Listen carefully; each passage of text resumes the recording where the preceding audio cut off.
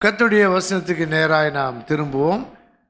நமக்கு தெரியும், இதை போல பெரிய வெள்ளிக்கிழமையிலே முக்கியமாக ஆண்டவராய் இயேசு சிலுவையிலே தொங்கிக் கொண்டிருந்த போது, சிலுவையில் இருந்தபோது அவர் மொழிந்த சொன்ன 7 வாக்கியங்களை பற்றி நாம் கேள்விப்பட்டிருப்போம்.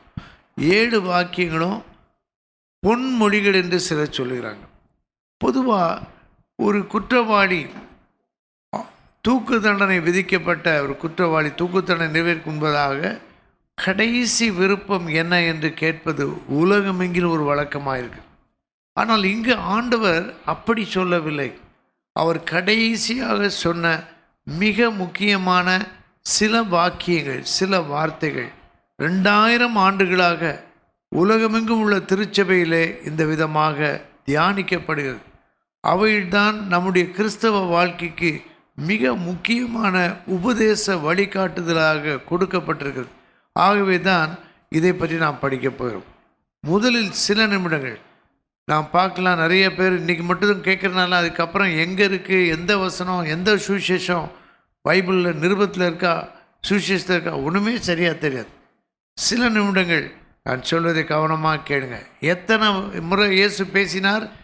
7 முறை பேசினார். அதில் 1, 2, 7 சொல்கிறீங்களா? 1, 2, 7 லூக்கா சுவிசேஷத்தில் இருக்கு. 1, 2, 7 ஒவ்வொன்றா பார்க்க போகிறோம். 3, 5, 6 சொல்லுங்கள்.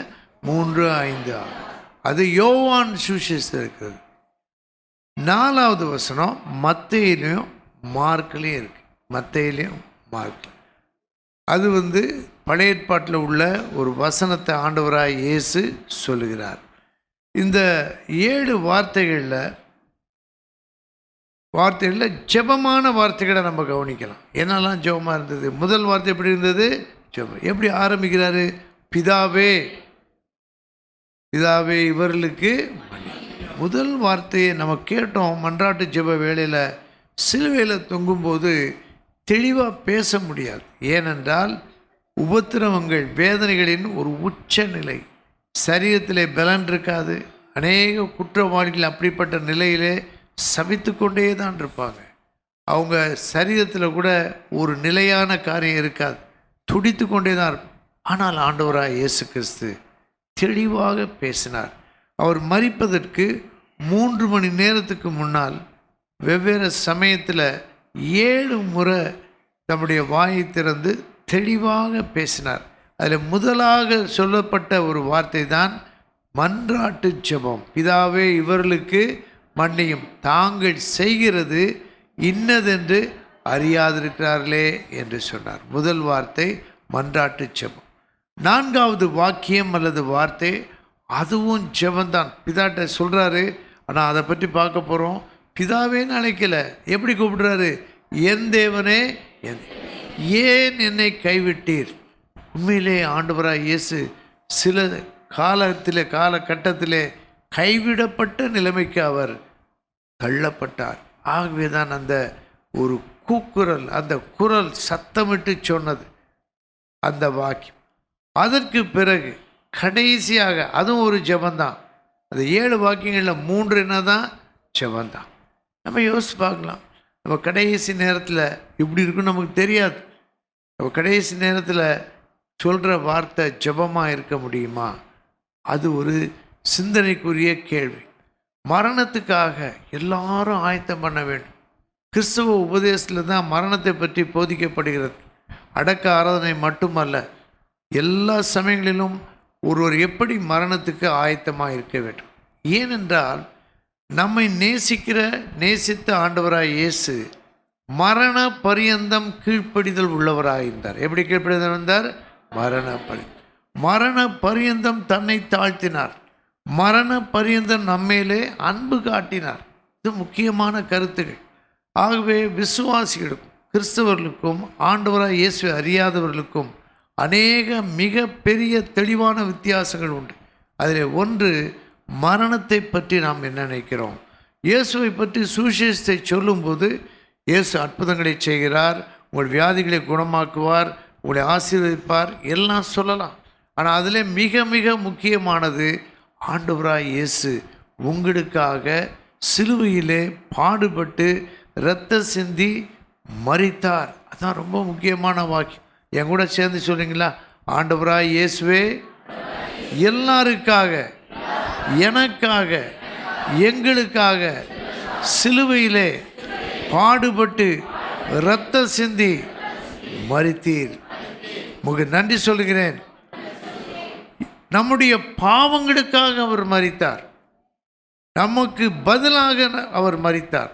Lord Jesus died for all people. He suffered, shed his blood, died for all people. When we believe Jesus, we tell, Lord Jesus, you died for me. As fellowship and church, we say, Lord Jesus, you died for our sins, for us, on our behalf. The place where we should have been killed. Lord Jesus, you took the place.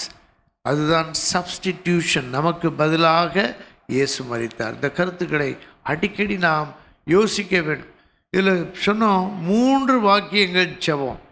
அதே 7 வாக்கியங்களை நல்லா பார்த்தோன்னா சில வாக்கியங்கள் தேவனுடைய வார்த்தையாகவே இருந்தது. அதில் என்னெல்லாம் பார்க்குறோம்? தாகமாக இருக்கிறேன், அது தேவனுடைய வார்த்தையாக இருக்குது.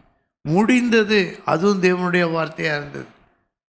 என் தேவனே, என் தேவனே, ஏன் என்னை கைவிட்டீர் என்று ஒரு அவசர கட்டத்திலே, வேதனையின் உச்சி கட்டத்திலே அவர் தவிப்பின் வார்த்தையாக சொல்லவில்லை. சங்கீதம் 22:1 தான் வேதனையின் உச்சக்கட்டத்திலே ஆண்டவராய் இயேசு சொன்னார், என் தேவனே, என் தேவனே, ஏன் என்னை கைவிட்டு. நமக்கு ஒரு வலி அதிகமாக இருக்கும்போது கிறிஸ்தவங்க நிறைய பேர் இயேசுவே, தேவனே, கத்தாவே என்று தான் நாம் சொல்லுவோம், கேட்டிருப்போம். ஆனால் இங்கே தேவனுடைய குமாரனாகிய இயேசு தேவனுடைய வார்த்தையவே சொன்னார். தாகமாக இருக்கின்ற ஒரு சொன்னது தேவனுடைய வார்த்தை. கடைசியாக ஒப்புவித்து ஜெபம் பண்ணது அது தேவனுடைய வார்த்தை. சங்கீதம் 31:5 அதை நாம் பார்க்கிறோம். சிறு வயதிலிருந்தே அவர் கற்றுக்கொண்ட அந்த வாக்கியத்தை இயேசு, அதுதான் அவருடைய கடைசியாக பேசின வார்த்தை அவர் மரிப்பதற்கு முன்பதாக. இப்படி தான் நம்ம இந்த 7 வார்த்தைகளை பார்க்கிறோம். 7 வார்த்தையை ரொம்ப லேசாக ஞாபகம் வைத்துக் கொள்ளலாம். ஏனென்றால் லூக்கா, லூக்கா, யோவான், மார்க். என் கூட தயவு சேர்ந்து சொல்லுங்க.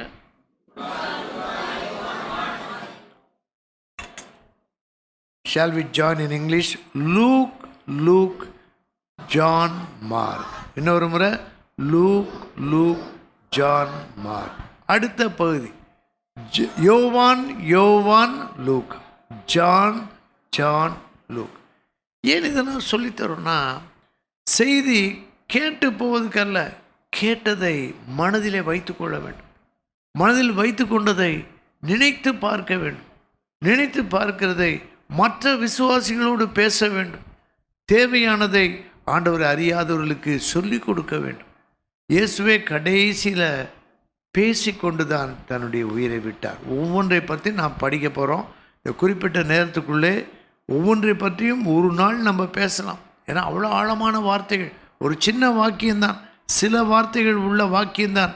ஆனால் தேவகுமாரன் இந்த உலகத்திலே வாழ்ந்த போது பல முறை அவர் உபதேச நேரத்தை கடைபிடித்தார். மக்களுக்கு உபதேசித்தார், விளக்கி சொன்னார். தேவனுக்கு பிரியமாய் நடப்பதை பற்றி சொன்னார், பரிசுத்தமாய் நடப்பதை பற்றி சொன்னார், எது ஆசீர்வதிக்கப்பட்ட வாழ்க்கை என்று சொன்னார். தனி நபர்களுக்கு கூட உட்கார வைத்து சொல்லி கொடுத்தார். இரவு நேரத்தில் வந்த நிக்கோதேமுக்கு அவர் விளக்கி சொன்னார், மறுபிறப்பை குறித்து சொன்னார். மத்தியான நேரத்திலே சமாரியா பெண்ணிடம் தேவனை அறிகிற அறிவை பற்றி சொல்லி கொடுத்தார். ஆனால் சிலுவையில் தொங்கும்போது அவர் சொன்ன வார்த்தைகள் சுருக்கமாக இருந்தாலும் பெரிய போதனையாக கொடுக்கப்பட்டிருக்கின்றன. ஆகவே இந்த வார்த்தைகள் எங்கே இருக்குது? அது சிலுவையை பார்த்திங்களா, ரொம்ப ஈஸியாக அமைச்சுக்கலாம். 1, 2, 7, 4, 3, 5, 6. இதை நேசிக்க வேண்டும். பரீட்சைக்கு படிக்கிறவங்க அவ்வளோ எழுதி பார்க்குறாங்க, டியூஷனுக்கு போகிறாங்க, புத்தகங்களை வாங்குகிறாங்க, அதையே தான் பேசிக்கிட்டு இருக்காங்க. ஆனால் நமக்கு அதோட வித்தியாசமான வாழ்க்கை. பரீட்சைக்கு படிக்கணும், நல்ல மார்க் எடுக்கணும், சிறந்த தேர்ச்சி பெறணும். எல்லாவற்றுக்கும் மேலே முக்கியமானது இயேசு எனக்காக. சொல்லுங்க பார்க்கலாம், இயேசு எனக்காக, என்னுடைய பாவங்களுக்காக எனக்கு பதிலாக சிலுவையிலே பாடுபட்டு இரத்த சிந்தி மரித்தார். அடக்கம் பண்ணப்பட்டு 3ஆம் நாள் உயிரோடு எழும்பினார். இந்த வாக்கியம்தான் விசுவாச பிரமாணம். It's a personal liturgy, what we believe.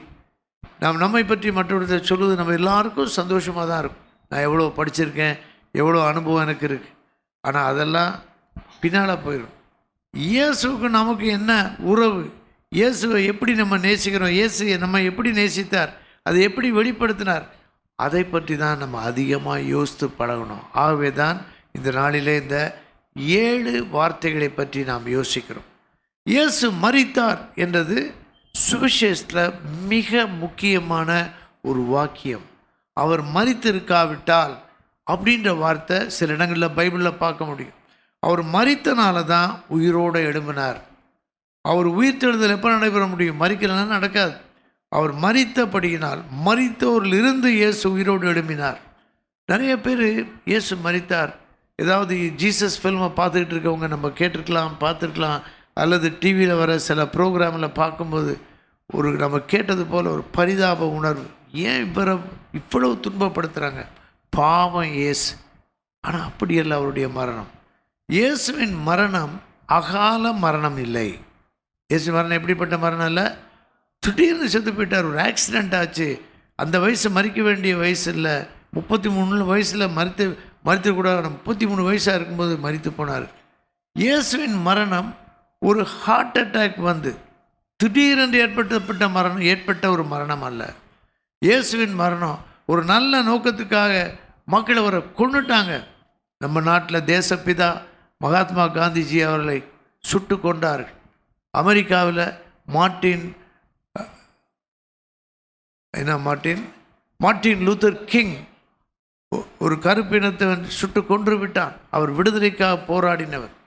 ஆண்டவராக இயேசு கிறிஸ்துவுக்காக நிறைய பேர் இரத்த சாட்சியாக மறிச்சிருக்காங்க. கிரகாம் ஸ்டீன்ஸ் ஒரு 2 பையங்க. இயேசுவின் மரணம் இரத்த சாட்சியான மரணம் அல்ல. ஒரு நல்ல கொள்கைக்காக ஒரு உயிரை விடவில்லை. இயேசுவின் மரணம் ஒரு வியாதியினாலே மறிக்கவில்லை, விபத்தினாலே மறிக்கவில்லை, அநேகருடைய பொறாமையினாலே மறிக்கவில்லை. அதெல்லாம் இருந்தது. இயேசுவின் மரணம் மனிதன் தேவனோடு ஒப்புரவாக்க பிராயச்சித்த பலியாக மரிப்பதற்காக அந்த மரணம் ஏற்பட்டது. அந்த மரணத்தை குறித்து இயேசு அறிந்திருந்தார். அந்த மரணத்தை குறித்து இயேசு தீர்மானித்திருந்தார். அந்த மரணத்துக்காக தன்னை ஒப்பு கொடுத்திருந்தார். அந்த மரணம்தான் பிதாவின் சித்தம் என்று நன்றாக அறிந்திருந்தார். மரிப்பதற்காகத்தான் அவர் இந்த சரீரத்தை எடுத்து பரிசுத்தமானவராய், பரிசுத்த பிள்ளையாய், பாவம் அறியாதவராய், பாவம் இல்லாதவராய் பிறந்தார், வாழ்ந்தார், மரித்தார். அவருடைய மரணம் நம்முடைய மீட்புக்கு அடிப்படை காரணமாக இருந்தது. இயேசு மரித்திருக்காவிட்டால் நாம் இங்கே இருக்கவே முடியாது. இயேசு மரித்தபடியினால், உயிரோடு எழுந்தபடியினால் இன்றைக்கு இந்த இடத்துல நாம் கூடி வந்து இயேசுவின் மரணத்தை பற்றி இன்றைக்கு யோசிக்கிறோம். அதை மரிப்பதற்கு முன்பதாக சிலர் கேள்விப்பட்டிருக்கலாம், சில வீட்டில் மரணத்துக்கு முன்னாடி சில தெளிவு வரும். வீட்டில் கூப்பிட்டு ஒவ்வொன்றா சொல்லுவாங்க. பைபிள் அப்படி யாராவது உதாரணம் உங்களுக்கு ஞாபகம் இருக்கா? 12 பிள்ளைகளை கூப்பிட்டு ஒருத்தர் பேசினார், அவர் பேர் ஞாபகம் இருக்கா? யாக்கோப் மரிப்பதுக்கு முன்பதாக 12 பையங்களையும் கூப்பிட்டு ஆசீர்வதிக்கிறார். ஆனால் இயேசு கிறிஸ்து அப்படி செய்யவில்லை. இயேசு கிறிஸ்து முக்கியமான வாக்கியங்களை சொன்னார். அதனுடைய கருத்து என்ன, அது நமக்கு எப்படி தேவை, அதை பற்றி தான் ஒவ்வொன்றா நம்ம பார்க்க போகிறோம். சங்கீத புத்தகங்களில் இயேசுவை பற்றி சொன்ன சங்கீதங்களுக்கு பேர் மேசியாவின் சங்கீதம் இருக்கு. அப்படிப்பட்ட சங்கீதத்தில் தான் என் தேவனே, என் தேவனே, ஏன் என்னை கைவிட்டீர், தாகமாக இருக்கிறேன், முடிந்தது, பிதாவே உம்முடைய கைகளில் நாவியை ஒப்பு கொடு. இப்பொழுது ஒவ்வொரு வசனமாக பார்க்க போகிறோம். முதல் வார்த்தை நம்ம எல்லாம் சேர்ந்து அதை சொல்லுவோம். பிதாவே இவர்களுக்கு மன்னியும், அவர்கள் செய்கிறது இன்னதென்று அறியாதிருக்கிறார்களே என்றார். உண்மையிலே நம்ம சொல்ல முடியும், இவங்க தெரியாமல செஞ்சாங்க, உள்ளொன்று சதி பண்ணாங்க, அவர் எப்படியாவது இருக்கக்கூடாது என்று கத்துனாங்க.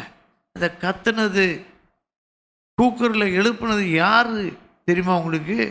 அவருக்கு சொந்தமானவங்க, அவருடைய இனத்தை சேர்ந்தவங்க, அவரை பார்த்தவங்க, அவர் அற்புதத்தை பார்த்தவங்க, அவர் பின்னாலேயே வேடிக்கை பார்க்க போனவங்க, பிரதான ஆசாரியர்கள்.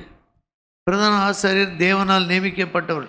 அவங்க இயேசுவை சிலுவையில் அறின்னு சொன்னாங்க. வேத பாரகர், சதுசேயர், அது ஆலோசனை சங்கம், அவங்க தான் இயேசுவுக்கு மரண தண்டனையை தீர்ப்பாக பெறுவதற்கு அவ்வளோ வைராக்கியமாக பேசினாங்க. இது ஒரு தூக்கு தண்டனை அல்ல.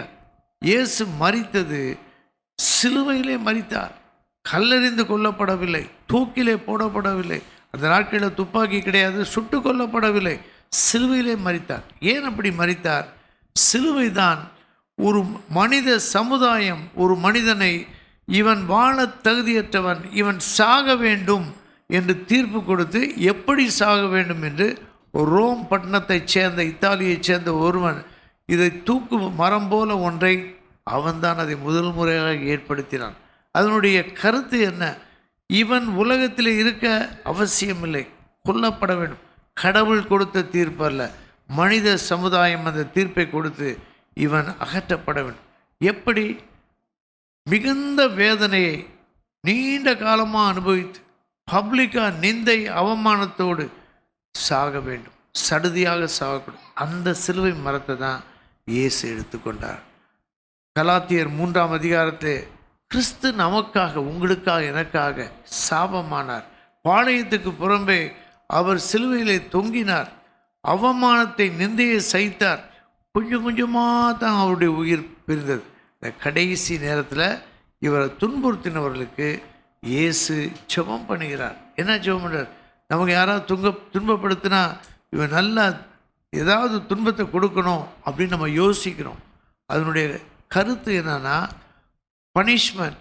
நமக்கு யாராவது துன்பத்தை கொடுத்தா ஜெபத்தில் யாரோ பயன்படுத்துகிறாங்க, பழி வாங்குதல், தண்டனையை பெற்றுக் கொடுப்பது, நமக்கு ஏற்பட்ட காயத்தை விட அதிகமாய் கிடைக்க வேண்டியது. அதுதான் மனிதனுடைய எண்ணம். ஆனால் அப்படி செய்தவங்களுக்காக இயேசு என்ன சொல்கிறாரு? இவர்களை தண்டியும் சொல்லவில்லை, இவர்களை மன்னி. இதில் தேவனை பற்றிய ஒரு பெரிய சத்தியத்தை இயேசு காட்டுறார். பழைய ஏற்பாட்டில் கூட அது அவ்வளோ பெருசாக தெளிவாக காட்டப்படலை. இயேசு கிறிஸ்துவின் ஊழியத்தில் இயேசுவே சொன்னார், மன்னித்தார். ஆனால் இவர் சிலுவையில் அதை சொல்கிறார். அவர் போதித்ததை நடைமுறையாக காட்டுறார். அவரை கொன்னவங்க, சித்திரவதை பண்ணவங்க, முன்முடியை அமுக்கினவங்க, கன்னத்தில் அரைந்தவங்க, ஆணியர்களால் கையையும் பாதங்களையும் கடாவுனவங்க, தவறான வார்த்தைகளை சொன்னவங்க, முகத்தில் துப்பினவங்க, அவங்களெல்லாம் ஆண்டவரே பிதாவே இவர்களுக்கு தாங்கள் செய்கிறது இன்னதென்று ஐயா. இதுதான் தேவன் மன்னிக்கிறவர் என்பதை காட்டுகிறது. மன்னிக்கிறதுக்காக மன்றாட வேண்டும் என்ற ஆவிக்குரிய உண்மையை காட்டுகிறது. இயேசு மன்னிப்பை பற்றி போதித்தார், அவர் மன்னித்தார். இப்பொழுது அவர் மட்டுமல்ல, பிதா தேவன் மன்னிக்கக்கூடியவர், எப்பேற்பட்ட அக்கிரமத்தை மன்னிக்கிறவர் என்பதை இந்த ஜெபத்திலே நாம் கவனிக்கிறோம். ஆரம்பம் முதல் முடிவு வரை பிதாவோடு உறவு இருந்தது. இந்த மரணமே பிதாவின் சித்தத்தை நிறைவேற்றுவதுதான் இயேசு மன்னித்தார். நமக்கு துன்பத்தை இழைக்கக்கூடிய ஒரு அநேகர் இருக்கலாம். சில சமயங்களிலே நமக்கு தெரிந்தவர்கள், ஒரே இடத்தில் உள்ளவர்கள், ஒரு ஐக்கியத்தில் உள்ளவர்கள் வேதனைப்படுத்தி இருக்கலாம். அவர்களை மன்னிப்பதற்கு கடினமாக இருக்கிறது. அதுதான் நாம் ஜெப வேளையிலே கேட்டோம், மன்னிப்பதற்கான கிருபையை தாங்கன்னு. அவங்களுடைய மன்னிப்புக்காக இயேசுவே இவர்களை மன்னியும் என்று ஜெபிக்க ஜெபிக்க மன்னிக்கும் சிந்தை நமக்குள்ளே உருவாகும். ஆமேன். ஆண்டவர் நமக்குள்ளும் தேவனுடைய பண்பை, இயேசுவின் சுபாவத்தை உருவாக்க விரும்புகிறார். ஆகவே தான் சில சமயங்களிலே புண்படுத்தக்கூடியவர்களை நம்முடைய வாழ்க்கை பாதையிலே ஆண்டு அனுப்புகிறார். நாம் வேதனை அடைகிறோம். பழி வாங்கும் எண்ணம் நமக்குள்ளே ஊற்று போல அல்லது தீ போல அது பெருகிறது. இயேசுவை நினைத்து பார்க்க வேண்டும். பிதாவே இவர்களுக்கு மன்னியும், தாங்கள் செய்கிறது என்னதென்று அறியாட்டார். இதுதான் முதல் வார்த்தை. ரெண்டாவது வார்த்தை அதை வாசிப்போமா? என்ன போட்டிருக்கு? இன்றைக்கு நீ என்னுடனே கூட பரதீசில் இருப்பாய். இதில் என்ன பார்க்குறோன்னா, இயேசுவோடு கூட நம்ம கேட்டோம் ஏசாயால், அக்கிரமக்காரரோட அவருடைய முடிவை நிர்ணயித்தாங்க.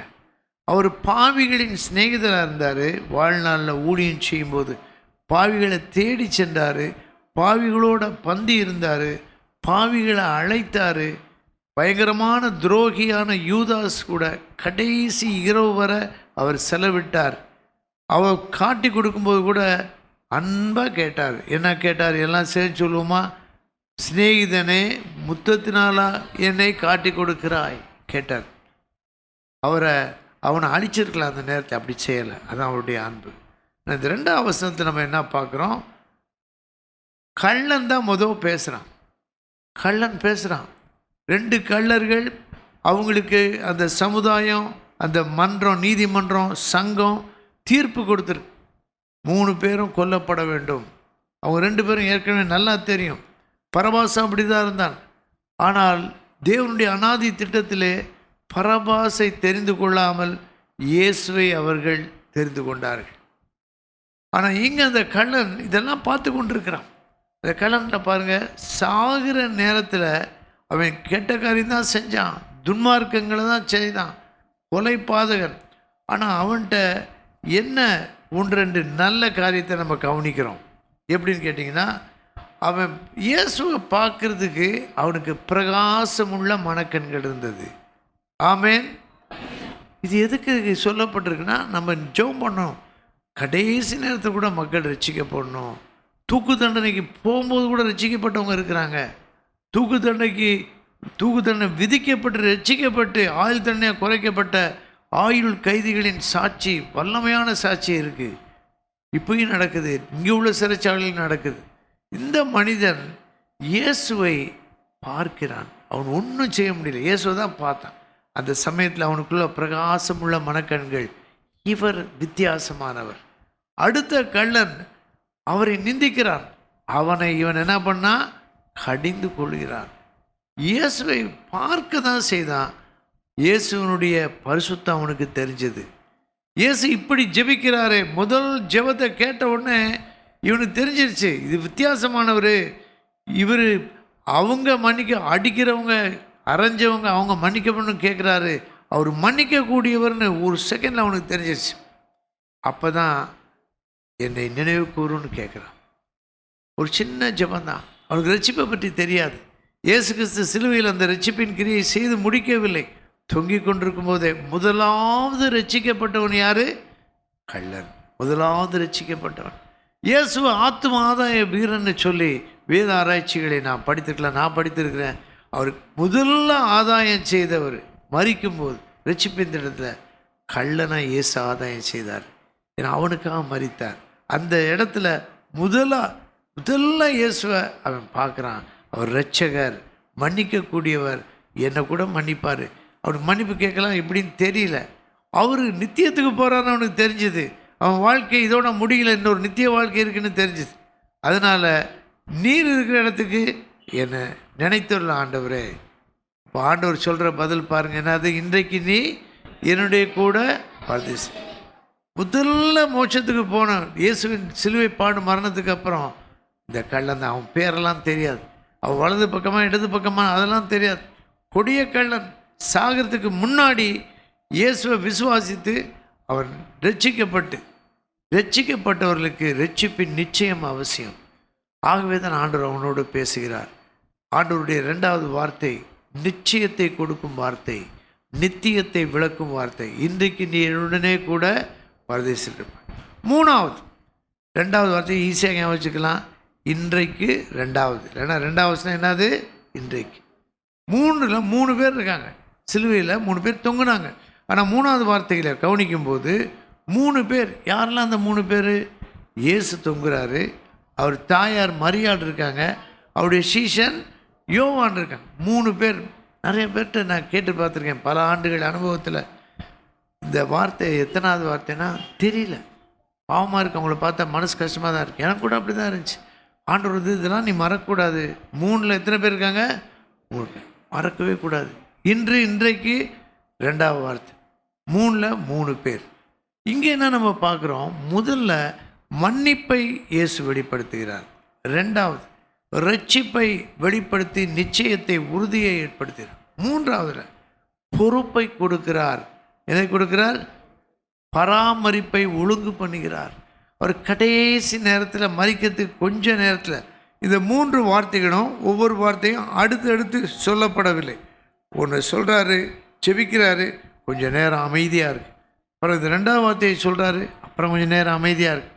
அப்புறம்தான் அப்போ ஆண்டவர் ஒரு வேளை பார்த்துருப்பார். அவருடைய சிலுவையில் உயரமாக தான் தொங்கிட்டு இருந்தார். படங்களில் பார்த்தா அவருடைய கண்கள்லாம் கண்ணீர், ரத்தம், முள்முடியில் வந்த ரத்தம் மூடிக்கிட்டு இருக்கு.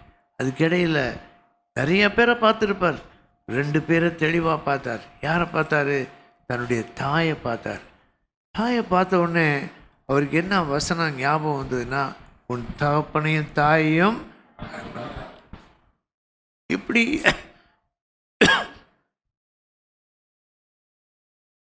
வாழ்நாள்லாம் கனம் பண்ணார். மறிக்கும் தருவாயில் அவர் இவங்களை எப்படி கனம் பண்ணுறது, யார்கிட்டையாவது பொறுப்பு கொடுக்கணும் அப்படின்ட்டு அவரோடையே நெருங்கி வந்த அன்பின் சீஷன், அந்த முந்தின இரவு மார்பில் சாய்ந்து கொண்டிருந்த யோவான் என்ற அன்பின் சீஷன், அவன்கிட்ட கொடுத்தா அம்மாவை நல்லா பார்த்துக்குவான் அப்படின்னு அவர் பார்த்தார். இந்த வசனத்துலேருந்து என்ன நம்ம கவனிக்கிறோம்? நம்மகிட்ட ஆண்டவர் பொறுப்பு கொடுக்க விரும்புகிறார். உங்கள்கிட்ட பொறுப்பு கொடுக்க விரும்புகிறார். யாராவது ஒருத்தரை பற்றி கல்வாரி அன்பினால் நம்ம உந்தப்பட்டோன்னா ஏதோ சந்தோஷமாக இருக்கும், மோட்சத்துக்கு போயிடலாம். அது மட்டும் இல்லை, இந்த உலகத்தில் பொறுப்பெடுக்கிற பெரிய கிருபை கிடைக்குது. நீங்கள் கேள்விப்பட்டிருக்கலாம், சென்னையில் லிட்டில் ட்ராப்னு ஒரு நிறுவனம் இருக்குது. அதை வயதான ஒருவர் தான் நடத்துகிறார். ரோட்டில் கிடக்கிறவங்க, யாராலும் கவனிக்கப்படாதவங்க, புறக்கணிக்கப்பட்டவங்க, கைவிடப்பட்டவங்கள போய் அவங்கள தேடி கொண்டு வந்து, மதர் தெரசா அப்படி தான். மதர் தெரசா இப்படிப்பட்ட இந்த வார்த்தையின் மூலமாக தான் இந்த வெளிச்சம் அவங்களுக்கு கிடச்சிருக்கும். அவங்க சொல்லுவாங்க, ஒவ்வொரு நாட்டம் எடுத்து சாக்கடையில் கிடக்கிற மனிதனை பார்க்கும்போது இயேசு அவனை எப்படி பார்ப்பார், மற்றவங்க எப்படி பார்க்குறாங்க, நான் எப்படி பார்க்குறேன், அது இல்லை, இயேசுவனை எப்படி பார்ப்பார். பாவத்தில் விழுந்த இந்த மகளை இயேசு எப்படி பார்ப்பார், அது ஒரு பக்கம். இன்னொரு பக்கம் அவங்கள பார்க்கும்போது இயேசுவை நான் பார்க்குறேன். ஒருத்தன் குடிச்சு விழுந்து கிடந்தா நம்மளாம் என்ன யோசிப்போம், கிடக்கிறான் பார், இப்படி கிடக்கிறான் பார். அது இயேசுவின் சிந்தை அல்ல, இயேசுவின் கண்கள் அல்ல. நம்ம மக்களை பார்க்க பழக வேண்டும், இயேசுவை பார்க்க வேண்டும். டேவிட் கணேஷ் நீங்கள் பார்க்கலாம், வில்லேஜ் டிவி கிராம ஊழியர் செய்கிறாங்க. ஆயிரக்கணக்கில் மக்கள் ஆண்டவரை அறிகிறாங்க. அவர்கிட்ட ஆண்டவர் ஒரு நாள் அவர் ரட்சிக்கப்படுறதுக்கு முன்னாமே அவர் தரிசனம் கொடுத்துருக்கார். திடீர்னு ஒருத்தர் அழுகிற மாதிரி தெரிஞ்சிருக்கு, சத்தமாக அழுகிறார். இவர் பார்த்துருக்கார், ஆண்டவருக்கு காட்சி கொடுத்துருக்கார். யாருக்கு அழுகு இப்படி அழுகிறாங்க, சத்தம் கேட்டிருக்கு. ஒரேவரோட பார்த்துருக்கார். பார்த்துட்டு மக்களுக்காக அழுகிறேன், இவ்வளோ பேர் குடிச்சிட்ருக்காங்க, சமாதானம் இல்லாமல் இருக்கிறாங்க, இவங்க எல்லாம் நரகு தான் போக போகிறாங்க. அழுகை சத்தம் அன்னையிலேருந்து அடிக்கடி கேட்டிருக்கு. அப்போ தான் அவருடைய வாழ்க்கை ஆண்டவரால் மாற்றப்பட்டு நெருக்கி ஏவுகிற கிறிஸ்துவின் அன்பினால் நிரப்பப்பட்டு லட்சங்களுக்கு இயேசுவின் அன்பை எடுத்து சொல்கிறார். டேவிட் கணேசன் விருதுநகர் பக்கத்துலாம் இருக்கார், தூரத்துலலாம். அப்போ பொறுப்பு எடுக்கணும். அதோ உன் மகன், தாய்க்கு மகன் சொன்னால் சரியாக இருக்குன்னு அவங்களுக்கு தெரியும். அவங்க யோசித்திருப்பாங்க, லூக்கா 2ஆம் அதிகாரத்தை யோசித்திருப்பாங்க. சிமியோன் என்ன சொன்னார், உன் ஆத்மாவையும் ஒரு பட்டயம் உருவி போகும். சிலுவையில் வைத்து இயேசுவின் கரங்கள்லையும் கால்களையும் ஆணிகள் அடிக்கும்போது மரியாள் அங்கே தான் இருந்தாங்க, யோவான் அங்கே தான் இருந்தார், சீஷரில் சிலர் அங்கே தான் இருந்தாங்க. பார்த்துக்கிட்டே இருந்தாங்க, ஒன்றும் செய்ய முடியல. ஆத்மாவை பட்டயம் உருவி போனது. ஆனால் அவர் மரிப்பதற்கு முன்பதாக தாயிடம் ஒரே ஒரு சின்ன வாக்கியம் சொல்கிறார், அதோ உன் தாய். யோவானிடம் சொல்கிறார், அதோ உன் மகன். இயேசுவை ஏற்றுக்கொண்ட திருச்சபையில் ஏதோ சபை நடத்துகிறாங்க, நல்லா பேசுவாங்க, கேட்குறதுக்கு நல்லா இருக்கும், பாட்டு நல்லா பாடுறாங்க, அது அல்ல. இங்கு ஏன் நம்மை அனுப்பியிருக்கிறார், நாம் பொறுப்பெடுக்க அனுப்பியிருக்கிறார். இவங்களை பொறுப்பெடுத்துக்கிறோம், நாங்கள் இயேசுக்காக பொறுப்பெடுத்துக்கிறோம், இந்த பிள்ளைகளுடைய படிப்பை பொறுப்பெடுத்துக்கிறோம். இந்த சிக்காக இருக்கிறாங்க, அவங்க வீட்டில் பணம் இல்லை, மருத்துவ செலவை நாங்கள் எடுத்துக்கிறோம். முதல் என்ன நமக்கு என்ன வரும், காப்பீட்டு சீட்டு இருக்கான்னு பாரு, அதை கொடுத்து விடு, கவர்மெண்ட் ஏதாச்சும். கிறிஸ்துவின் சிந்தை அல்ல. நான் என்ன செய்ய முடியும், இயேசு எனக்கு எவ்வளோ செய்தார், அதெல்லாம் வாங்கி கொடுக்கணும், தவறு நான் சொல்ல. நம்ம என்ன செய்ய முடியும்? இதைத்தான் இயேசு அங்கு காண்பித்தார். அதோ உன் மகன், அதோ உன் தாய். இப்போ இந்த 3 விட்டு விட்டு சொன்னார். அடுத்து 4வது அதை வாக்கியத்தை நம்ம வாசிப்போமா? சத்தமாக வாசிப்போமா? இதுதான் ஒரு மிகவும் கஷ்டமான ஒரு வார்த்தை. என் தேவனே, என் தேவனே, ஏன் என்னை இது முறுமுறுப்பின் வாக்கியம் அல்ல.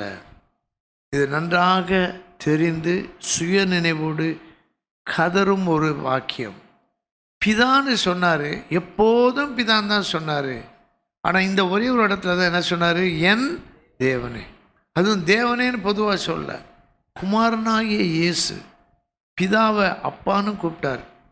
கெத்செமனே தோட்டத்தில் ஜெபம் பண்ணும்போது, அப்பா பிதாவே, உம்முடைய சித்தம் என்றால் நீங்கள் கூடுமானால் என்னை விட்டு அல்லது அதுக்கு ஒப்பு கொடுக்குறேன்.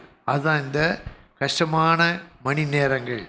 அப்போ கைவிடப்பட்ட நேரத்தில் இயேசு கைவிடப்பட்டாருன்னா அதுக்கு ஒரு விளக்கத்தை உங்களுக்கு நான் சொல்ல விரும்புகிறேன். ஒரு சில எவ்வளோ நேரம் தெரியாது. உண்மையிலேயே இந்த 3வது வார்த்தையை பேசின பிறகு பார்த்தீங்கன்னா இருண்டது.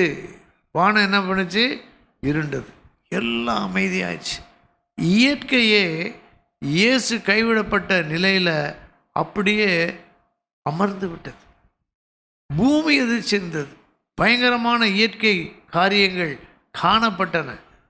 ஏனென்றால் தேவகுமாரனே கைவிடப்பட்ட நிலை.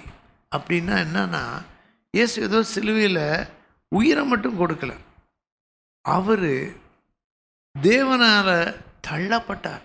எங்கே தள்ளப்பட்டார்? இந்த கள்ளரோட மறிக்க, ரோம போர்ச்சேவர் அடித்து துன்புறுத்த ஒப்பு கொடுக்கப்பட்டார். அப்படி மட்டும் இல்லை, அந்த சமயத்தில் இயேசு நரகத்தில் தள்ளப்பட்டார்னு வேத பண்டிதர்கள் சொல்கிறாங்க. தெளிவான ஒரு உபதேசம். இந்த நரக பாதாளத்தில் எல்லாம் அனுபவிக்க வேண்டிய அக்கினி, தீராத அக்கினி, முடிவில்லாத அழிவு. இயேசு பாவத்தெல்லாம் வச்சிருந்தனால, உலகத்தின் பாவத்தை சுமந்து தீர்த்த தேவாட்டுக்குட்டி இந்த நரக பாதாளத்திலே தள்ளப்பட்டார்.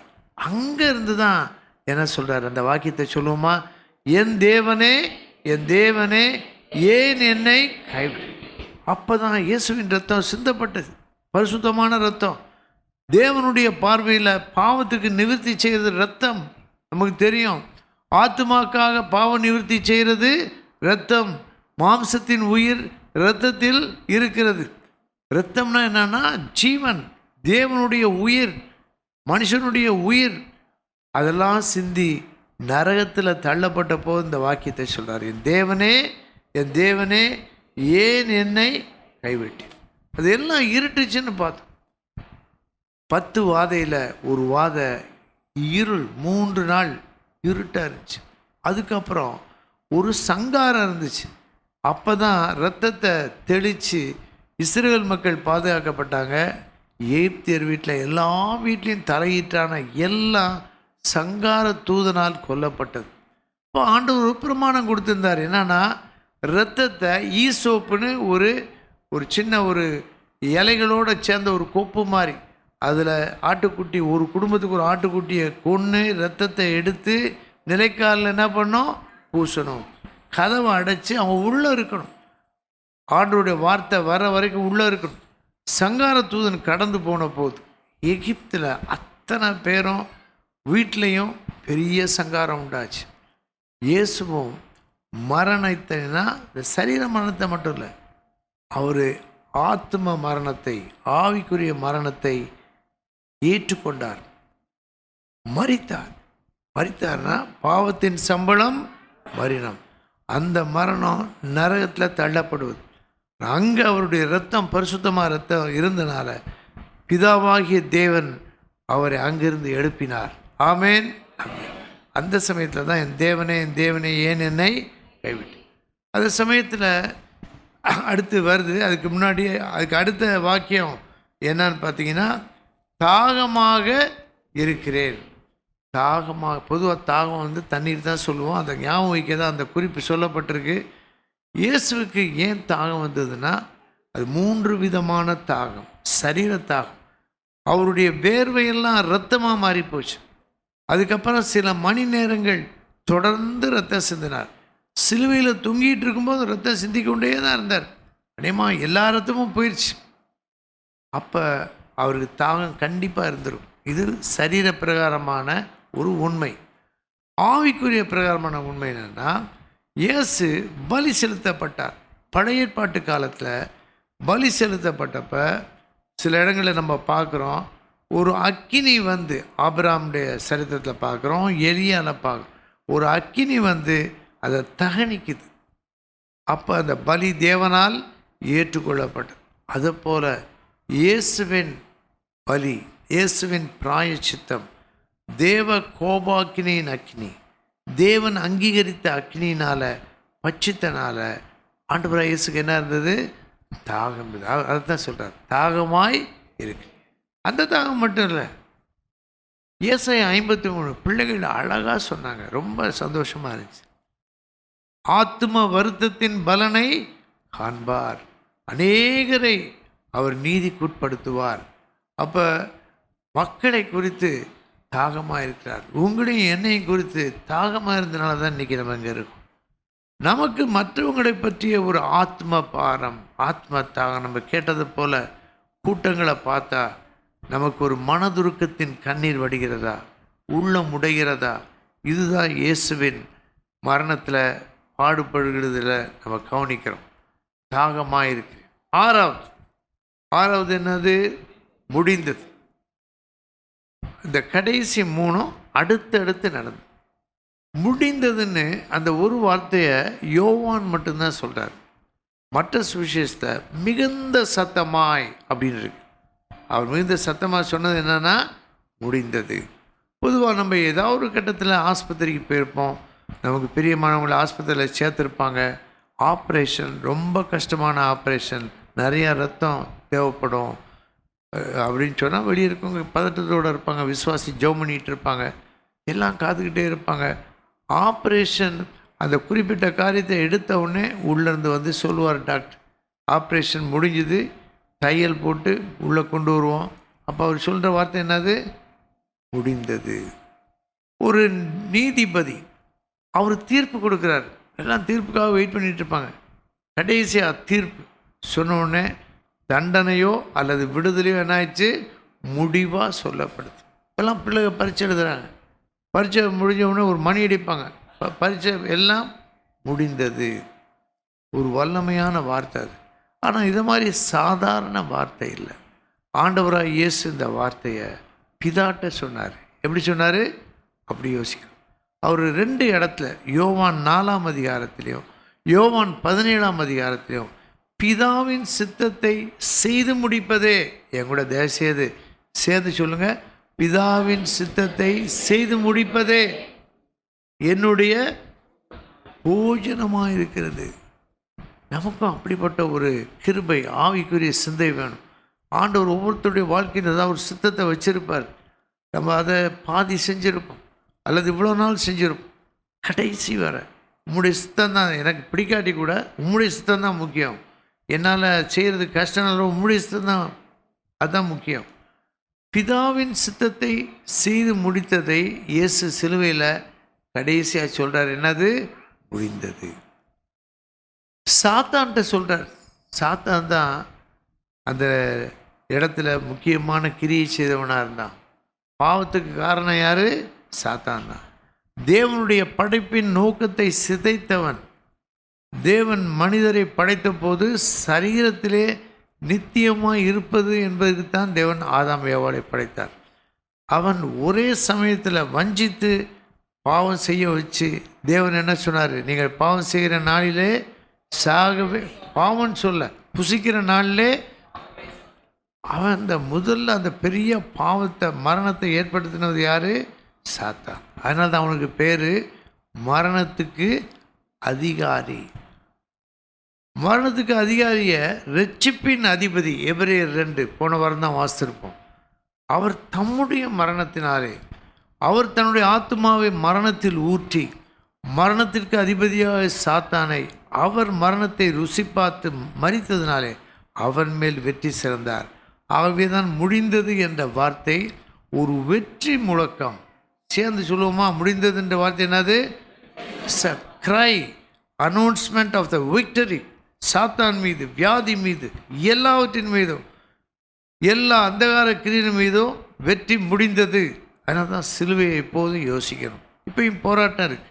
ஆனால் இயேசு சம்பாதித்த வெற்றி கம்ப்ளீட்டட், ஃபினிஷ்ட், நிறைவாயிடுச்சு. அதுக்கு மேலே யாரும் செய்ய முடியாது. அதை ஆண்டவர் நமக்கு கொடுக்குறார். முடிந்தது. நம்மகிட்டையும் சொல்கிறார், உன்னுடைய பாவத்துக்கான இரட்சிப்பின் கிரியை சிலுவையிலே செய்து முடித்து விட்டேன், முடிந்தது. நம்ம யோசிப்போம். நான் சில முறை சொல்லியிருக்கேன். என்னென்னா, இயேசு சிலுவையில் தொங்கினார், 3 மணி நேரம் கஷ்டப்பட்டார், கடைசியில் உயிர் போச்சு, அப்படி யோசிக்கவே கூடாது. அவர் சிலுவையில் பாடுபடும்போது, இரத்தம் சிந்தும்போது, மரித்த போது ஒரு பெரிய வேலையை செய்தார். சொல்லுங்கள் பார்க்கலாம். பைபிளில் கிரின்னு போட்டு, Jesus he didn't die there. He died.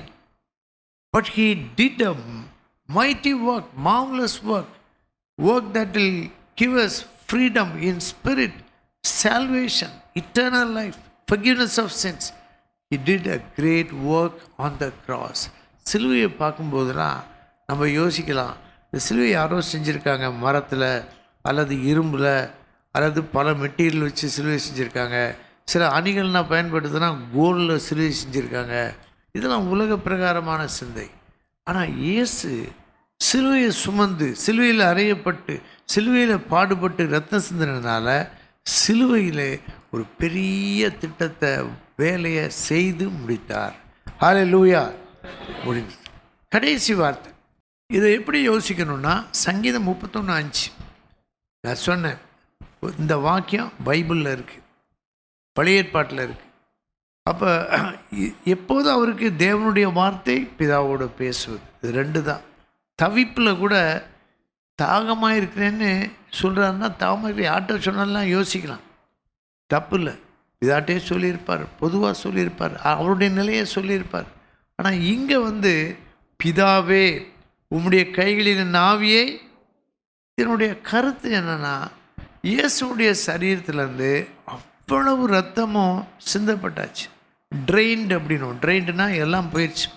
நம்ம சரீரத்தில் ஏதோ ஒரு ஆக்சிடெண்ட்டில், இல்லைன்னா ஒரு வியாதியில், ஒரு ரப்சர், ஒரு பிளட் வெசல் வெடிச்சு போகுது, ஃபுல்லாக ரத்தமாகி போச்சு, வயிறே ரத்தம் தான், அப்படிலாம் கேள்விப்பட்டிருக்கும். அப்போ பாதி ரத்தம் போனாலே செத்து போவாங்க.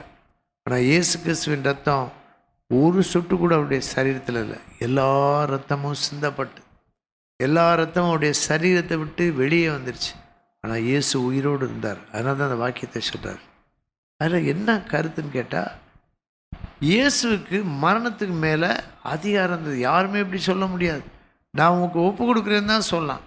என் ஆவியை ஒப்புவிக்கிறேன். அவருடைய சரீரத்தை பாடுபடுவதற்கு, மரிப்பதற்கு, ரத்தத்துக்கும் ஒப்பு கொடுத்தார். ஆண்டவராக இயேசு இந்த உலகத்துக்கு வருவதுக்கு முன்னாடி எபிரேயரில் இருக்குது, சங்கீதத்தில் இருக்குது, நாம் படிக்கலாம். அவர் சொல்கிறார், இதோ ஒரு சரீரத்தை எனக்காக ஆயத்தம், உம்முடைய சித்தத்தை செய்ய வருகிறேன். ஆனால் இங்கே சரீரத்தை அப்பயே ஒப்பு கொடுத்துட்டார். இங்கே எதை ஒப்பு கொடுக்குறாரு? ஆவியை. இங்கிலீஷில் நல்லாயிருக்கு. தென் ஜீசஸ் டிஸ்மிஸ்ட் ஹிஸ் ஸ்பிரிட். அப்படி ஆவியை பிதாட்ட கொடுக்குறார். கொடுத்த உடனே அவர் உலக பிரகாரமாக, சிறப்புறமாக மரித்த சடலமாக இருந்தார். அப்புறம் நமக்கு நடந்ததெல்லாம் தெரியும். அந்த இடத்துலையும் பாருங்கள், அரிமத்தியா ஊரானாகிய யோசேப்பு ஒரு அந்தரங்க சீஷன். இயேசுவின் மரணத்தை பற்றி ஆவியானவர் வெளிப்படுத்தி இருப்பார் போல தெரியுது. மற்றவங்களெல்லாம் இந்த மாதிரி முடிக்க விட மாட்டாங்க, கால்களை முறித்து விடுவாங்க. அவங்கெல்லாம் பாதகர்கள். ஆனால் இயேசுவின் கால்கள் முறிக்கப்படுவதில்லை என்று வேதத்தில் தீர்க்க தரிசனம் இருக்குது. அவர் கால்களை ஒன்றும் செய்யலை. அவருடைய இருதயம், அவர் எப்படி இறந்துருப்பார்னா, இருதயத்துக்குள்ளே இரத்தமும் நீர் இருந்தது அப்படின்னு சொல்கிறாங்க. அவ்வளவு வேதனை, இருதயத்தின் பாரத்தினால கடைசியாக அவர் இந்த சரீரத்தை விட்டு அவருடைய ஆவி பெரியுது. அப்போ தான் குத்துறாங்க. குத்துனவுடனே இரத்தமும் நீரும் வந்தது. இயேசுவின் மரணத்தை பற்றி இப்படி தான் நம்ம யோசிக்கலாம். இந்த 7 வார்த்தைகளையும் மெதுவாக யோசித்து பாருங்கள். இந்த பவர் பாயிண்ட் உங்களுக்கு அனுப்பலாம். இன்றைக்கு மத்தேயு 27, மார்க்கு 15, லூக்கா 23, யோவான் 19, இந்த 4 அதிகாரத்தை இன்றைக்கி 6 முடிஞ்சு போய் 4ஐயும் வரிசையாக வாசிப்பார், குடும்பமாக வாசிப்பார். ஏன்னா ஒரு கிறிஸ்தவனுக்கு விசுவாசிக்கு எது ரொம்ப முக்கியம்னா, நான் சொன்னேன்ல, என் கூட சேர்ந்து சொல்லுங்களா, ஆண்டவராக இயேசு எனக்காக, என்னுடைய பாவங்களுக்காக, எனக்கு பதிலாக சிலுவையிலே பாடுபட்டு இரத்தம் சிந்தி மரித்தார். இதுதான் அனுபவம், இதுதான் சாட்சி. இதை சுவிசேஷமாக எப்படி சொல்கிறது? ஆண்டவராக இயேசு எல்லாருக்காக சிலுவையிலே எல்லாருடைய பாவங்களுக்காக எல்லாருக்கும் பதிலாக உலகத்தின் பாவத்தை சுமந்து தீர்த்த தேவாட் எல்லாருக்கும் அவர் மரித்தார். அதுதான் நற்செய்தி. முதல்ல என்ன சொன்னால் அனுபவம், experience, testimony. Second, gospel, evangelism, proclamation. All people, Jesus tight for every one, criminal, riches man, Christian, any religion, tight for all. மூணாவது தான் முக்கியமானது. ஆண்டவராக இயேசு சேர்ந்து சொல்லுமா, நமக்காக, நம்முடைய பாவங்களுக்காக, நமக்கு பதிலாக சிலுவையிலே பாடுபட்டு இரத்தம் சிந்தி மரித்தார். இதை தான் நம்ம சபையில் முதல் வாரமோ 3ஆவது வாரமோ கர்த்தருடைய பந்தியை ஏன் ஆசரிக்கிறோன்னா, இது ஏதோ உணர்ச்சி வசப்பட்டு இயேசுவின் பாடு மரணத்தை பற்றி பேசலை, கிறிஸ்து நமக்காக மரித்தாரே. சொல்லுங்கள் பார்க்கலாம். நல்லா கவனிச்சிருப்பீங்க. நான் 3 சொன்னேன். ஒன்று என் அனுபவம், என் சாட்சி, மை டெஸ்டிமனி, மை எக்ஸ்பீரியன்ஸ். ஒருவேளை சபைக்கு வந்தனால நீங்கள் கேள்விப்பட்டிருக்கலாம், இயேசு மரித்தார், இயேசு பாவங்களுக்காக மரித்தார், இயேசு ரட்சிப்பு. ஆனால் என்னைக்கு நீங்கள் அதை ஏற்றுக்கிறீங்களோ, நீங்கள் அந்த ஆசீர்வாதத்தை பெறுறீங்க. அப்போ எல்லாருக்கும் சொல்கிறத விட நீங்கள் என்ன சொல்லுவீங்க? இயேசு என்னுடைய ரட்சகர், என் பாவங்களை மன்னித்தார். ஞானஸ்நானம் கொடுக்கும்போது நான் பொதுவாக கேட்பேன், இயேசு உங்களுக்காக, உங்கள் பாவங்களுக்கு பதிலாக, உங்களுக்காக சிலுவையில் பாடுபட்டு ரத்த சிந்தி மரித்தாருன்னு உண்மையாக நம்புறீங்களா? நான் கவனிச்சிருக்கேன். நீங்கள் நம்புறோன்னு சொல்கிறீங்க. சிலர் ரொம்ப தெளிவாக சொல்ல மாட்டாங்க, தெரியாதனாலே என்னன்னு தெரியல. ஆனால் சிலர் நான் பார்த்துருக்கேன், சந்தோஷமாக சொல்லுவாங்க, சத்தமாக சொல்லுவாங்க. அவங்களுக்கு அனுபவம் நல்லா தெரியுது. யாராவது ஆப்ரேஷன் ஆகிருக்குன்னு வச்சுக்கோங்க. எனக்கு சில ஆப்ரேஷன் நடந்திருக்கு, ஆனால் நான் நல்லா இருக்கேன். Praise the Lord. ஏன்னா ஆண்டவர் என்ன நேசிக்கிறாருன்னா ஆப்ரேஷன் இல்லாமே இல்லை, ஆப்ரேஷன் பண்ணியும் நேசித்துனா இருக்கார். என்னை கைவிடவே இல்லை. நிறைய பேர் எனக்காக ஜெபம் பண்ணுறாங்க. அப்போ உங்களுக்கு ஆப்ரேஷன் நடந்திருக்காருன்னா நான் சும்மா இருக்க மாட்டேன். என்ன சொல்லுவேன்? நிறையா நடந்திருக்கு, எல்லாம் சரியாயிடுச்சு. Praise the Lord. என்னுடைய அனுபவம், இயேசுவை ஏற்றுக்கொண்டா உங்கள் பாவம் மன்னிக்கப்பட்டிருக்கு அப்படின்னு உங்களுக்கு தெரியும். ஏன்னா 2ஆம் வார்த்தையில் படித்தபடி ஆண்டவராக இயேசு ஆவியானவர் மூலமாக உங்களுக்கு பாவ மன்னிப்பின் நிச்சயத்தை உங்கள் ஆவியில் கொடுக்குறார். உங்கள் ஆவியோடு ஆவியானவர் பேசுகிறார். நீங்கள் தேவனுடைய பிள்ளையாக இருக்கீங்க, இயேசுவை ஏற்றுக்கொண்டீங்க. அந்த வசனத்தை சேர்ந்து சொல்லுவோம். அவருடைய நாமத்தின் மேல் விசுவாசம் உள்ளவர்களாய் அவரை ஏற்றுக்கொண்டவர்கள் எத்தனை பேர்களோ அத்தனை பேரிலும் தேவனுடைய பிள்ளைகளாகும்படிக்கு அவர்களுக்கு அதிகாரம் கொடுத்தார். நாம் தேவனுடைய பிள்ளைகள். அதனால் ராஜா போல இருக்கலாம், எல்லாம் வசதி, ஒன்றுமே வேண்டியதில்லை. அப்படி இல்லை. இயேசுவை போல கொடுக்குறவங்களா, தேவைப்பட்டா உரிமைகளை, உறவுகளை, உயிரையே கொடுக்கறதுக்கு ஒவ்வொருத்தருக்கும் என்ன இருக்கணும்? ஆயத்தம் இருக்கும். ஏதோ ஒரு வீரமாக சொல்கிறதுக்கு இல்லை. எல்லாருக்கும் அந்த கிருபை கிடைக்காது. ஆனால் ஒவ்வொரு நாளும் இரத்த சாட்சி போல வாழணும். மற்றவர்களுக்காக, பிறர் நலனுக்காக, பிறருடைய ரட்சிப்புக்காக மன்றாடணும். மனதுருக்கத்தால் நிறையணும். இதுதான் இந்த சிலுவையில் கிடைக்கிற செய்தி. நல்லா யோசித்து பார்ப்போம். 3 வார்த்தை சொன்னேன். எனக்காக சொன்னால் அது அனுபவம், சாட்சி. எல்லாருக்காக சொன்னால் அது சுவிசேஷம், அறிவித்து. நமக்காக சொன்னால் அது ஐக்கியம். இதை மறந்துடவே கூடாது. நம்மெல்லாம் இணைக்கிறது நம்ம மொழி கிடையாது, நம்முடைய கலாச்சாரம் கிடையாது, நம்முடைய சொந்த ஊர் கிடையாது, நம்முடைய படிப்பு கிடையாது.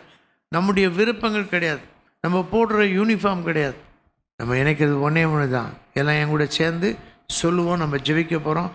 கிறிஸ்து நமக்காக மரித்தாரே. இன்னும் ஒரே ஒரு தடவை, கிறிஸ்து நமக்காக மரித்தாரே. ஒரு நிமிஷம் யாவரும் எழும்பி நிற்போம். ஆண்டவரை நோக்கி பார்த்து கொண்டே இருந்தோம். ஒரு படத்தை பார்க்கலாம், தப்பு இல்லை. ஆனால் இயேசுவை பற்றிய தெளிவான உண்மை ஆவியானவர் மூலமாக நம்முடைய கற்பனைக்கு கொடுக்கப்பட்டிருக்கிறது. சிலுவையிலிருந்து ஆண்டவராய் இயேசு சொன்ன 7 முறை பேசின வார்த்தைகள். முதல் வார்த்தை மன்னிப்பு. மன்னிப்புக்காக மன்றாட்டு. நாம் கூட அடிக்கடி மன்றாடலாம். கிறிஸ்தவர்களை துன்பப்படுத்துகிறவங்க, நம்ம துன்பப்படுத்துகிறவங்களுக்கு மத்தேயு 5:44 உங்களை துன்பப்படுத்துகிறவர்களுக்காக ஜெபம் பண்ணுங்கள் அப்படின்றது. நம்ம ஜெபத்தில் அது எப்போதும் வந்துக்கிட்டே இருக்கலாம். ரெண்டாவது மன்னிப்பு. ரெண்டாவது மறுமை, பரலோகம், இயேசுவோடு நம்ம இருக்கும் மோட்ச பாக்கியம். இந்த கள்ளன் கடைசி நேரத்தில் டெய்லி ஜெபம் பண்ணலாம். கள்ளனை போல கடைசி நேரத்தில் நம்ம ஏற்றுக்கொள்ள கிருபை தாங்க ஆண்டவரே, உறுதிப்படுத்துங்க ஆண்டவரே. இன்றைக்கு நீ என்னுடனே கூட. அவன் பாருங்க, அந்த கள்ளன் ஒரு அவனுக்கு ஜெபமே பண்ண தெரிஞ்சிருக்காது. அதான் ஒரே ஜெபம். அவன் இயேசுவேன்னு கூட சொல்ல தெரிஞ்சிருக்காது. ஆனால் அந்த கல்வாரி சிலுவையில் மேலே அந்த போர்டில் என்ன எழுதியிருக்கு? இயேசு, இயேசு இவன் யூதருடைய ராஜா. அவன் யூதருடைய ராஜாலாம் பார்க்கல. இயேசு பார்த்தவுடனே ஆவியானவர் வெளிப்படுத்தி விட்டார். இவர் தான் உனக்கு ரட்சிப்பை கொடுக்க முடியும், நித்திய ஜீவனை கொடுக்க முடியும், அவரோடு கூட நீ மோட்சத்தில் இருக்கும் பாக்கியத்தை கொடுக்க முடியும். மூன்றாவது பொறுப்பு ஒப்படைப்பு. ஏதோ செய்தியை கேட்கல, ஆண்டவர் உங்கள்கிட்ட ஏதாவது பொறுப்பு கொடுப்பார். இவர்களை பற்றி பொறுப்பெடு, இவருடைய ஆவிக்குரிய வாழ்க்கையை பற்றி பொறுப்பெடு, இவர்களுக்கு பைபிள் சொல்லிக் கொடு, இவருடைய கஷ்டங்களில் போய் உதவி செய், இவங்களோட நின்று உதவி செய். அநேக ஆண்டுகளுக்கு முன்பதாக ஊழியத்தில் இருக்கிற ஒரு சகோதரி சொன்னாங்க, அவங்க சாட்சியை. அவங்க சபைக்கு வந்து கொண்டு இருந்த ஒரு ஆண்டவரை அறியாத குடும்பத்தில் உள்ள சகோதரி பிரசவத்துக்காக ஆஸ்பத்திரியில் சேர்க்கப்பட்டாங்க. யாரும் இல்லை, இவங்க தான் ஃபுல்லாக கூட இருந்திருக்காங்க. அது அவங்க மகன் கிடையாது, அவங்களுக்கும் பிள்ளைங்க இருக்காங்க. இப்படி இந்த மதர் தெரசா பற்றி கேட்டோம். அந்த லிட்டில் ட்ராப் அந்த ஸ்தாபனத்தை பற்றி கேட்டோம். கிறிஸ்துவின் அன்பு நம்மை நெருக்கி ஏவுகிறது. சின்ன வேலையாக இருக்கலாம், உங்களால் முடிஞ்சது. இவள் தன்னால் இயன்றதை செய்தார். இயலாது முடியாதெல்லாம் ஆண்டு கொடுக்க மாட்டார். இவள் என்னிடத்தில் மிகவும் அன்பு கூர்ந்தாளே. அன்பு செயலில் தான் அது வெளிக்காட்டப்படும். ஆண்டவரே உங்களை வழி நடத்துவார்.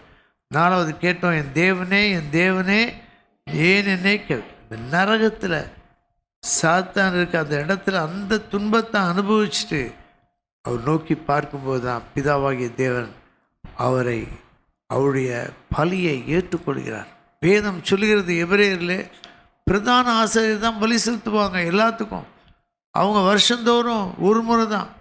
ஒரு பிரதான ஆசிரியர் மரித்தான் இன்னொருத்தர். ஆனால் இயேசு நித்திய பிரதான ஆசாரியராய் அவர் மோட்சத்தில் பிதாவாகிய தேவனுடைய சமூகத்தில் தன்னுடைய இரத்தத்தை கொண்டு அவர் பலி செலுத்தியிருக்கிறார். ஆகவே அவர் இப்பொழுதும் ஜெபம் பண்ணிக்கிட்டு இருக்கார். சிலுவையில் முதல் வாக்கியம் மட்டும் ஜெபம் இல்லை. வேதம் சொல்லுகிறது எபிரேயர் 7:25 அவர் தமிழத்திலே சேர்கிறவர்களுக்காக பிதாவின் வலது பார்சலே முற்றுமொழிய ரட்சிக்க வல்லவராக இருக்கிறதுனால நமக்காக ஜெபம் பண்ணுறார். உங்களுக்கு பதில் கிடைக்காத ஜெபம் ஏதாவது இருந்துச்சுன்னா, உங்கள் வாழ்க்கையை பாதுகாப்பாக கொடுக்கணுன்னா சின்ன வாக்கியம் கூட சொல்லுங்கள். ஆண்டவராய் இயேசுவே, உம்முடைய பிரதான ஆசாரிய ஜெபத்துக்கு கீழே என்னை வைக்கிறேன், என்னுடைய தேவைகளை வைக்கிறேன். ஆமேன். ஹல்லேலூயா, ஹல்லேலூயா, ஹல்லேலூயா, ஹல்லேலூயா, ஹல்லேலூயா, ஹல்லேலூயா. கரங்களை உயர்த்தி ஆண்டவருக்கு நன்றி சொல்லுவோம். ஆண்டவர்கிட்ட ஒப்பு கொடுப்போம்.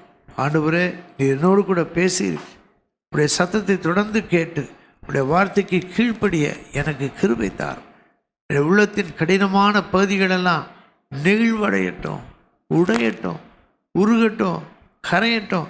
இயேசுவின் அன்பு எனக்குள்ளே வரட்டும், என்னுடைய பார்வையில் வரட்டும், என்னுடைய தொடுதலில் வரட்டும், என்னுடைய செயல்பாட்டில் வரட்டும், கண் விழிப்பில் வரட்டும்.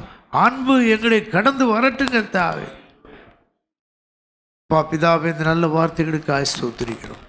உடைய சமூகத்திலே சபையாக கூடி உம்முடைய பாடுகளை, உம்முடைய இரத்த சிந்துதலை, உம்முடைய மரணத்தை நினைத்து கொண்டே இருந்தோம். இப்பொழுது மட்டுமல்ல, அடிக்கடி உம்முடைய மரணத்தை நினைவு கூற, பரிசுத்தமாய் வாழ, பக்தியாய் வாழ, தெளிந்த புத்தியோடு வாழ, கொடுக்கப்பட்ட குறுகிய காலத்தில் ஒவ்வொரு தீர்மானமும் உங்களுடைய சித்தத்துக்கு ஏற்றதாக இருக்க நாங்கள் மன்றாடி செபிக்கிறோம். நான் சில தேவைகளை சொல்கிறேன், ஆமீன் மட்டும் சொல்லுங்கள். இதை போல ஒரு மதிய வேளையில் எனக்காக, எங்களுக்காக சிலுவையிலே பாடுபட்டு இரத்த சிந்தி மரித்தீர். ஆமீன். எனக்கு இரட்சிப்பை ஏற்படுத்தினீர். உடைய மரணத்தினாலே வெற்றியை சம்பாதித்து கொடுத்தீர். ஜீவனும் புதிதுமான ஒரு வழியை ஏற்படுத்தி கொடுத்தீர். இந்த மத்தியான வேளையிலே அன்று கள்ளனை போல இப்பொழுது மரண தருவாயில் இருக்கிறவர்கள் மனம் திரும்பட்டும். கொடியவர்கள் மனம் திரும்பட்டும். 100 போல தீர்ப்பு கொடுத்தவர்கள், தீர்ப்பை நிறைவேற்றினவர்கள் மனம் திரும்பட்டும். இயேசுவை அறிக்கையிடட்டும். தண்டனையை அனுபவித்துக் கொண்டிருக்கிறவர்கள் மனம் திரும்பட்டும். சிறைச்சாலைகளிலே வல்லமையான தரிசனங்கள் உண்டாகட்டும். சமாரியா பெண்ணை போல பெண்கள், ஏராளமான பெண்கள் மனம் திரும்பட்டும். பவுலை போல படித்தவர்கள், மத வைராக்கியம் உள்ளவர்கள், பணக்காரர்கள் மனம் திரும்பட்டும். பேரொளி சந்திக்கட்டும். இன்றைக்கு மத்தியானம் சந்திக்கட்டும். உலகத்தின் பல இடங்களில் சந்திக்கட்டும். இந்த மத்தியான வேளையிலே ஆபிரகாமுக்கு சாராளுக்கு காட்சி கொடுத்ததை போல அநேகருக்கு காட்சி கூட ஆண்டவரே. கொர்நேலியுக்கு தரிசனத்தை கொடுத்தது போல, பேதுருவுக்கு கொடுத்ததை போல அநேகருக்கு கொடுத்துடணும். நன்றியோடு மை ஸ்தோத்திரிக்கிறோம். ஆமேன்.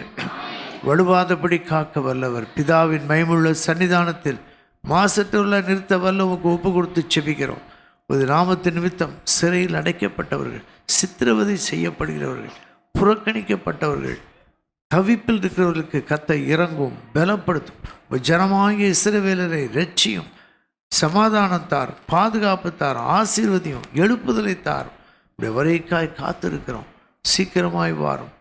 சந்திக்க ஆயத்தமாக இருக்க கிருபை தாரும். இயேசுவின் நாமத்தில் கேட்கிறோம் பிதாவே. ஆமென்.